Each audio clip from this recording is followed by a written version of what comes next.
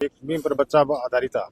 और अठे स्टाफ है मतलब स्टाफ की कोई लिया को नहीं क्या आप बैठे रहे मोबाइल देखें टाबर क्लास में है चाहे नहीं मान कोई मतलब को नहीं हम साहब भी सिस्टम तो ये है कि अपन आपने हाजिरी पूरी करनी टाइम हो आपने घरे जाना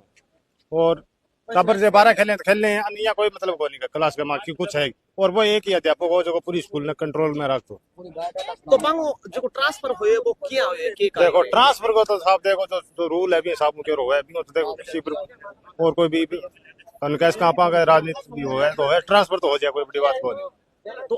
अब बच्चा को एक ही है कि वो कि हमारा अध्यापक वापिस आना चाहिए तो अब सीबीओ साहब आठा आया है मीटिंग हुई अब देखो चल रही है साहब मैंने 5 दिन टाइम लियो बताओ एक और भाई साहब है आपने सागा हम बातचीत करांगा थे बताओ पूरो के मामलो है और अभी तक जबकि मीटिंग हुई है पेंगमा के जो को आश्वासन गामड़ान मिलियो देखो आश्वासन तो ये है कि जी आवे आगे आश्वासन ही दे खाली वो है की को नहीं अब 5 दिन बाद मैं दिखा दिया भाई भी है उसी पुटी क्योंकि आम को नहीं हुआ दूसरी बात अठा जद स्कूल ही नहीं जो बहादुर जी सोमवीर जी अशोक जी बे गुरुजी आ बी टाइम पे ध्यान देता स्कूल पर तो जब 8 है बच्चा 700-800 अठू जी बढ़ता लाइन बनती बच्चा ही जानता तो ही आधी छुट्टिया और अब ही मैं स्कूल में बच्चा रहे 150 जोर मार के तो बिंगो माने बताओ ए आपका टाबर है बे तो प्राइवेट में पढ़ावा है अरे और क्या बच्चा हो क्या सरकारी में पढ़ो है बा कोई मतलब थोड़ी आगे तो 1.5 लाख रुपया सैलरी आवे पढ़ास का बोर्ड नारा लाख रुपया लेवा है तो मैं क्या गाल दिया गरीब आदमी बच्चा ने बा बात है और जका बढ़िया गुरुजी हो है जका कहना रहा है जिया गुरुजी आप है कहता है जिया मैडम कोई फोन लेके बैठ गई तो बिन कहता कि तू फोन ले ना बैठ तेरो घंटो है घंटो ले तो बांग ऊपर क्रोधित हो गए आधो स्टाफ है आधा गाम का भी है बिया करके और राजनीतिक चार बने करवा दियो तो कुछ टाबरा को माननो है कि एक मास्टर के ऊपर व्यक्तिगत आरोप भी लगाया गया है छेड़खानी का वो मामले में कितनी सच्चाई है के मानोगे भाई मैंने सच्चाई होश के देखो बाप चीज मैं को देखी बाकी होश के अंदर टाबर रात दिन आवे मैं तो जिया मतलब कदी जदी आवा स्कूल में और रात दिन जो टाबर आवे ने वो बता सके भाई के हो है के न बात वही बताओ जो कैसा छेड़खानी हुई है अब थारी की मांग है हमारी आई मांग है कि जयेंद्र जी वापिस आ जाए और बढ़िया स्कूल चला ले पाछी आगे एक और भाई साहब है बातचीत करांगा थे बताओ थारो के माननो है पूरा मामला लेके 2-3 दिन वो विवाद है को चलने लग रही देखो ऐसा जरा कल से भी यहाँ चल रहा है लेकिन हमने तो आज ही देखा है यहाँ धरना प्रदर्शन हो रहा था बच्चे बैठे थे रोड पे और टीचर यहाँ बाहर खड़े थे तो